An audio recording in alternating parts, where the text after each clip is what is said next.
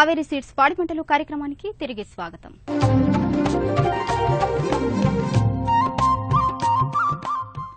ఆధునిక వ్యవసాయంలో భాగంగా ఇటీవలి కాలంలో కూరగాయలు, పండ్ల తోటల సాగుకు రైతులు ప్లాస్టిక్ మల్చింగ్ ను విరివిగా ఉపయోగిస్తున్నారు.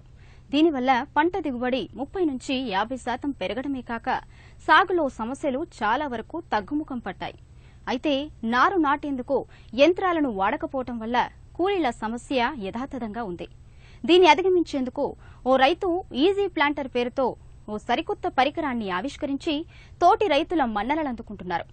అత్యంత సులువుగా నారును నాటే పనిని పూర్తి చేస్తున్న ఈ పరికరం గురించి ఇప్పుడు తెలుసుకుందాం.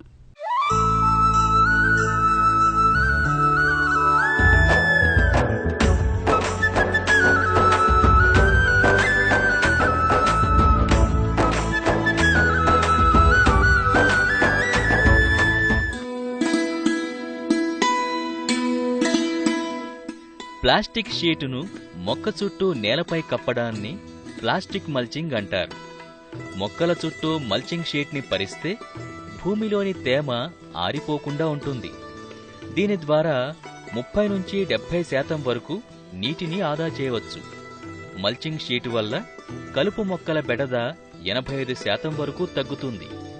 వేర్ల చుట్టూ ఉండే వాతావరణ పరిస్థితుల్ని నియంత్రించటం వల్ల మొక్కలు ఆరోగ్యంగా, దృఢంగా పెరుగుతాయి. వర్షపు నీరు నేరుగా భూమిపైన పడి మట్టి కోతకు గురికాకుండా మల్చింగ్ షీటు అడ్డుకుంటుంది. తద్వారా భూసారాన్ని పరిరక్షించుకోవచ్చు. ఈ విధానం ఇతర దేశాల్లో ఎప్పటినుంచో అమల్లో ఉంది. పూర్తిగా యాంత్రీకరణతో ఈ మల్చి షీట్ని ఎత్తైన బెడ్లపై పరిచి యంత్రాలతో రంధ్రాలు చేసి నారును కూడా యంత్రాలతో నాటే విధానం అమల్లో ఉంది. అయితే మన ప్రాంతంలో 190% మంది చిన్న రైతులు కావడం, లక్షలు ఖర్చు పెట్టి యంత్రాల్ని కొనుగోలు చేసే ఆర్థిక స్తోమత లేకపోవడంతో కూలీలపై ఆధారపడాల్సి వస్తోంది. అయితే కూలీల అవసరాన్ని తగ్గిస్తూ మల్చి షీటికి రంధ్రాలు చేసి అదే సమయంలో నారును నాటే విధంగా ఓ చిన్న పనిముట్టుకు రూపకల్పన చేశారు ఓ రైతు. ఈ పరికరం చూస్తే ఇంతేనా అనిపిస్తుంది. కాని పిట్ట కొంచెం కూత ఘనమన్నట్టుగా దీని పనితీరు చూస్తే మాత్రం భళా అనక తప్పదు.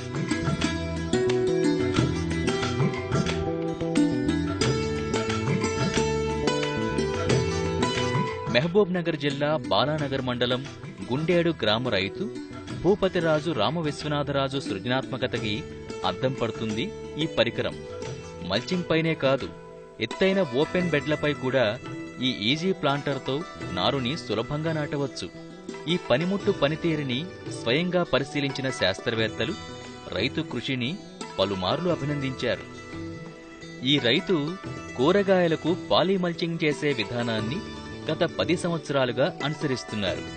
మల్చి షీటికి రంధ్రాలు చేయడం, ఆ తర్వాత నారుని నాటడానికి కూలీల కొరత పెద్ద సమస్యగా మారడంతో తన ఆలోచనలకి పదును పెట్టి ఈ స్టెయిన్లెస్ స్టీల్ బాడీతో తయారు చేసిన ఈజీ ప్లాంటర్ని రూపొందించారు. దీనిపై హక్కుల కోసం పేటెంట్ను కూడా అప్లై చేశారు. రైతు ఏమంటారో విందాం. 8-9 సంవత్సరాల నుంచి కూడా మల్చింగ్ పరుస్తున్నామండి. మల్చింగ్ పరిచిన తర్వాత ఇంతకు పూర్వం నేను ఏం చేసేవాడిని అంటే ఇటువంటి ఏదైనా ఒక ప్లాస్టిక్ పైప్ లాంటివి తీసుకుని ఈ పేపర్ మీద, ఎందుకంటే మనం మొక్క పెట్టాలి అంటే దానికి ఒక హోల్ కావాలి, హోల్ ఉన్నప్పుడే మొక్క పెట్టగలం. ఇటువంటి పైప్ ఒకటి తీసుకుని దాని మీద ప్రెస్ చేస్తే అంత లెక్క షీట్ కట్ అయింది, ఇట్స్ ఓకే.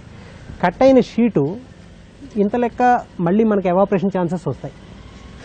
దాంతోపాటు మనం పెట్టే మొక్క చాలా సన్నగా 3 mm డయామీటర్ ఉంటుంది.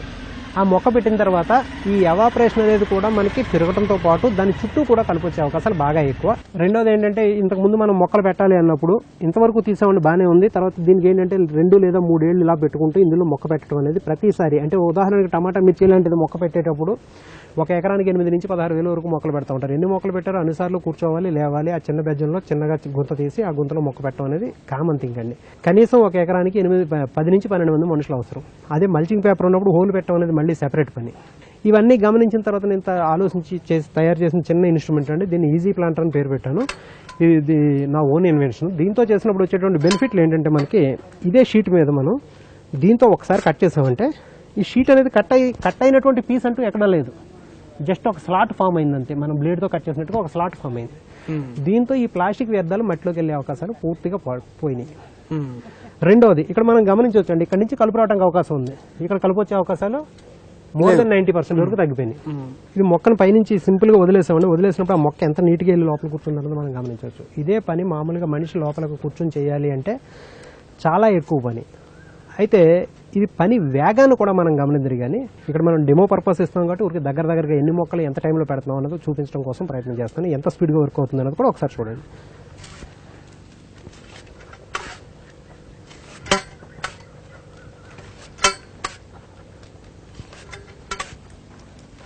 ఎకరానికి మాక్సిమం 4 గంటల్లో, అంటే ఇది 3 మనుషులు కలిపి చేసుకునే పని అండి. 3 మనుషులు అంటే ఇదిగో చూస్తున్నారు, ఒకడేమో ఆపరేట్ చేసేవాడైతే రెండోవాడు పైనుంచి మొక్కలు వదిలే వ్యక్తి, మూడో మనిషి ఏంటంటే దూరంగా ఉన్నటువంటి నర్సరీ ట్రేల్లో ఉన్న మొక్కలను తీసుకొచ్చి దగ్గరగా అందించే వ్యక్తి. మనిషి వంగే పని లేదు, దానికి సరిపడినంత హైట్లో తయారు చేసాం. రెండోది ఏ మాత్రం కూడా శ్రమ లేదు, మీరు కొంచెం గమనించవచ్చు. నేను దీని మీద ఏ విధమైన ప్రెజర్ అప్లై చేయట్లేదండి, జస్ట్ ఫ్రీగా వదిలేస్తున్నాను. వదిలేసినప్పుడు ఎంతవరకు అయితే కూర్చుందో అంతే లోతు మనం తీసుకుందాం అండి. ఇదిగో మొక్కను మనం పైనుంచి డ్రాప్ చేసాం, లేపేసాం. ఇంతకన్నా నీట్గా మనకి ప్లాంటేషన్ అనేది మనం గమనించవచ్చండి, ఎంత హైట్ వస్తుందో, అంటే ఎంత లోపల మనకి మొక్క కూర్చుందో అనేది కూడా మనకు కనిపిస్తుంది. అయితే ఇంకొకటి ఏంటంటే కొంతమంది రైతులు ఏమంటారంటే, నువ్వంటే ట్రైల్లో పెంచేవయ్యా, నేను ఎత్తు నార్మల్ పెంచినప్పుడు మరి మొక్క ఎలా కూర్చోబెట్టం, నీకంటే కింద బరువు ఉంది కాబట్టి ఈజీగా వెళ్ళిపోయింది, లేనప్పుడు ఎలాగా అనేటువంటి డౌట్ కొంతమంది రైతులు వ్యక్తపరుస్తూ ఉంటారు. అది ఎత్తు నార్మల్లో పెంచుకున్నప్పుడు అయితే ఈ రకంగా ఉంటుంది మొక్క, దాని వేరు వ్యవస్థ. ఈ మొక్కను కూడా మనం అంతే అద్భుతంగా దీంట్లో మనం కూర్చోబెట్టేయచ్చండి. ఇక్కడ మనం గమనించవచ్చు సార్, ఎంత లోపల వరకు మొక్క వెళ్ళింది అనేది. జస్ట్ ఒకవేళ ఎవరైనా రైతు నారు బాగా లేట్ అయింది, మనకు పొడవుగా పెరిగిపోయింది, ఇంకొంచెం లోతుగా పెట్టుకోవాలి అనుకున్న వ్యక్తి మాత్రం తప్పనిసరిగా కొద్దిగా ప్రెజర్ అప్లై చేయాలి. ప్రెజర్ అప్లై చేసి ఇదే మొక్కను మనం వదిలేసినట్లయితే నువ్వు చెప్పినంత లోతుకి ఎంత లోతుకి వెళ్ళిపోయిందో చూడండి. ఇక్కడ మనకి గమనించినట్లయితే సుమారుగా 4 ఇంచుల లోతు. దీనికి స్కిల్స్ అవసరం లేదండి, ప్రత్యేకించి ఎక్స్పీరియన్స్ అవసరం లేదు. జస్ట్ మొక్కను పైనుంచి మనం డ్రాప్ వేసినప్పుడు ఇక్కడ ఉన్నటువంటి డోర్ ఏదైతే ఉందో ఇది మొక్కను క్లోజ్ చేసి పట్టుకోవడంతో పాటు సాయిల్ లోపలికి ఈజీగా చొచ్చుకుని పోయి, ఎప్పుడైతే మనం క్లచ్ ఆపరేట్ చేస్తామో అక్కడ ఉన్నటువంటి మట్టిని ఖాళీ చేసుకుంటూ మొక్కను అక్కడ విడిచేస్తుంది. విడిచి పైకి లేపినప్పుడు ఆటోమేటిక్గా మట్టి అనేది కప్పడిపోవడం అనేది కామన్గా జరుగుతూ ఉంటుంది. అదే పని ఒక వెట్లాండ్లో దీంతో చేయాలంటే ఎట్ ద సేమ్ టైం ఇది ప్రెజర్ చేసి పైనుంచి ఒక మొక్క ఇడిచేసిన తర్వాత లేపేటప్పుడు జస్ట్ ఇక్కడ ఒక కాలుతోటి ఆపుకుంటే, అంటే ఆ వెట్ మట్టి పైకి రాకుండా ఉండటం కోసం. కూలీలతో పెట్టాలంటే 25 నుంచి 30 మంది దాకా లేబర్ అవసరం అవుతారు. ఇది 3 మనుషులు రోజుకి 2 ఎకరాల్లో ప్లాంటేషన్ చేసుకోవాలి. ఇది నా ఓన్ ఇన్వెన్షన్ అండి, ఇది ఆల్రెడీ పేటెంట్ కూడా అప్లై చేయడం జరిగింది.